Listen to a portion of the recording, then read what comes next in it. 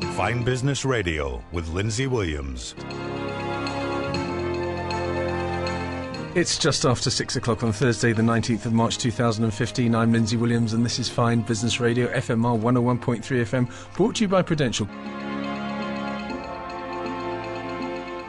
The show tonight lines up like this. We go to Canada to speak to the founder, proprietor and editor of the Wall Street Examiner. He tells us about Janet Yellen in his own inimitable way. The US Federal Reserve's FOMC meeting concluded last night after a two-day session, and what did they come up with? Absolutely nothing. What is the French phrase?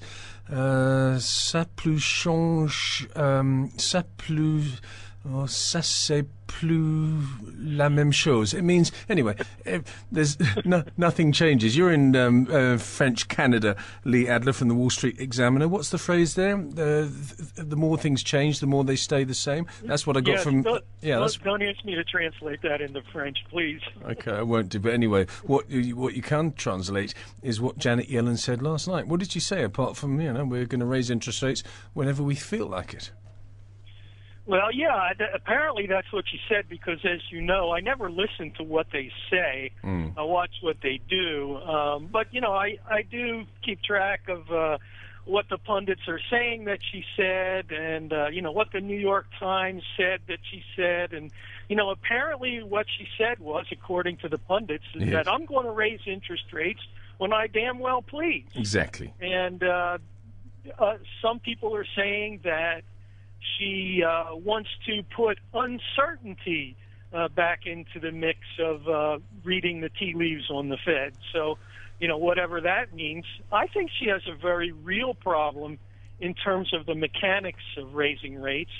This is something that you and I discussed a couple weeks ago. And I think that probably that's one of the reasons, not the spoken reason, but probably one of the reasons that they want to keep this sort of uncertain as to when they're going to raise rates, because they know they probably have a problem exerting any kind of control anyway. It's an interesting thing that they say. I mean, what I think about the Fed is that they have massaged the asset class rally very, very beautifully. They have told us things when they need to tell us things. They have teased us a little bit when they want the market to be on its toes. Originally, they said 6.5% unemployment rate was when they would taper and raise interest rates. And then they said, well, it's 6.5% now, but unfortunately, there's no wage inflation. And the unemployment, rather the number of jobs being created, is not enough because of the non-participation rate. There are so many things that they fiddle around with. Now it's 5.5%. Now we're creating 250 to 300,000 jobs a month. They say we need inflation above 2% and we need this and this. And it seems to me that they're a law unto themselves. Yeah, they keep moving the goalposts. That's it. They keep changing the rules as they do. Go. But, the fact is that the Bank of Japan is still printing money. The Fed has taken its foot off the accelerator. As a result, the dollar has strengthened. The ECB is now getting into the act of attempting to print money, and so far they're off to a modest start, but it's a start in the direction that they wanted to go last week. They bought 9.8 billion euros in the first 3 days. That works out to 3.2 billion a day, and that'll get them to their 60 billion a month target if they keep it up. So the ECB is printing, the Bank of Japan is printing, and the Fed is on the sidelines right now, but it doesn't really matter because these other two massive central banks are still feeding cash into the system. I don't know exactly what the Fed wants to do. It seems like all these central banks are in this game where they want to keep these bubbles going. They've committed themselves to blowing asset bubbles, but we don't know what the end game is going to be. It's apparent they can keep the asset bubbles going for a long time. We've seen the transmission mechanism break in the commodities market, but we haven't seen it break in the equities market yet. So I don't know when it's going to break. I suspect, looking at conventional time patterns, that it will be sometime in the next 3 or 4 months. But as far as when the Fed's going to try to raise interest rates, that remains an open question because, again, they keep moving the goalpost. Yeah. Do you think that the day when they do raise rates, even though it's well flagged, the market will be spooked, or will they say, well, you've managed it so beautifully, Auntie Janet, then we're actually not phased anymore, and actually it's quite a good thing? Well, I don't think the price of money itself is going to have much of an impact. I mean, going from 5 basis points to 25 basis points is the first step. I don't think that's going to impact the markets. As you said, everybody knows it's coming.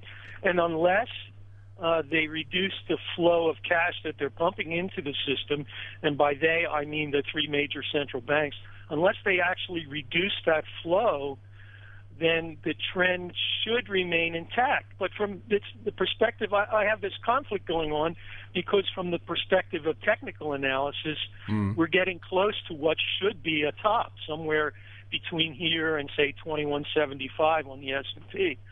So the technicals say, yeah, the market should be topping out. But the forces of liquidity say that, well, we don't know that it can go down as long as the central banks are pumping money into these primary dealer accounts, and they don't know what to do with it. So this is the question. Isn't it becoming a little bit long in the tooth now, though? I mean, how much more can the primary dealers that keep on getting given money pump money into markets at not an irrational rate, but certainly at a rate where if there were no liquidity, they would say, actually, no, this share is on a 15 PE and its historical PE is 11.5, so therefore I can't buy it now. The only reason I'm buying it now is because I can't buy anything else. My shopping trolley is full.